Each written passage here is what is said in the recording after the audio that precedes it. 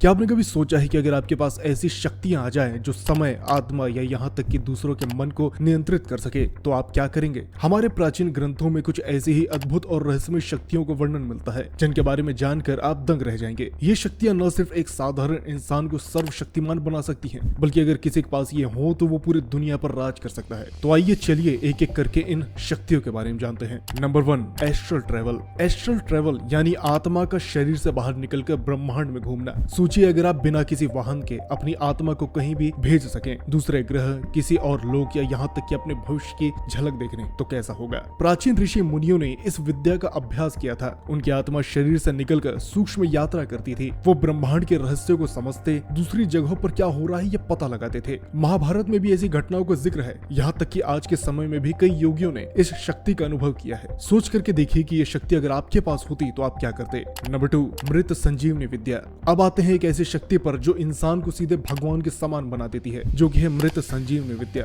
ये वो विद्या है जिससे मरे हुए इंसान को भी वापस जिंदा किया जा सकता था। इस विद्या के सबसे बड़े ज्ञाता थे ऋषि शुक्राचार्य। उन्होंने इस विद्या का इस्तेमाल करके असुरों को बार बार जीवित किया। देवता चाहे असुरों को कितनी भी बार मारे, वो वापस फिर खड़े हो जाते थे। अब सोचिए अगर आपके पास ये शक्ति होती तो क्या आप अपने किसी प्रियजन को वापस लाना चाहते, या शायद आप खुद को अजय बना लेते? लेकिन एक सवाल जो हमेशा रहेगा, क्या इस शक्ति का इस्तेमाल सिर्फ भलाई के लिए किया जा सकता है, या यह विनाश का एक कारण भी बन सकती है?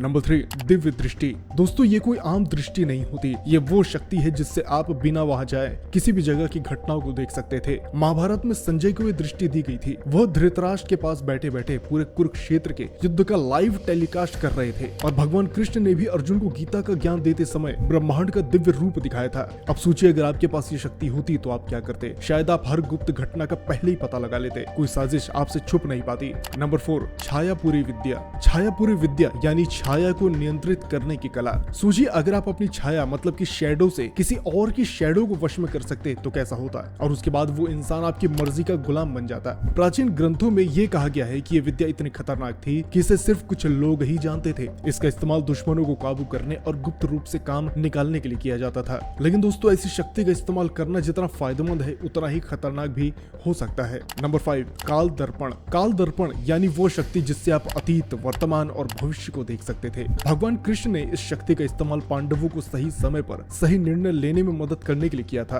अतीत की गलतियों को समझना, वर्तमान को सही दिशा देना और भविष्य को देखना, इस शक्ति से सब कुछ संभव था। सोच करके देखिए कि अगर ये शक्ति आपके पास होती तो आप भविष्य में झांक सकते थे। शायद आप हर मुश्किल से बचने का पहले ही प्लान बना लेते। नंबर 6, वशीकरण विद्या। ये वो शक्ति है जिससे आप किसी के मन और सोच को अपने नियंत्रण में ले सकते हैं। राजा महाराजा इस विद्या का इस्तेमाल अपने दुश्मनों को हराने और अपनी प्रजा को नियंत्रित करने के लिए करते थे। लेकिन सोचिए अगर ये शक्ति आपके पास हो तो क्या आप इसे सही काम के लिए इस्तेमाल करेंगे या अपनी इच्छाओं को पूरा करने के लिए? ये विद्या देखने में जितनी अच्छी लगती है ये उतनी खतरनाक भी है, क्योंकि जो दूसरों को वश में कर सकता है वो खुद इस शक्ति का गुलाम भी बन सकता है।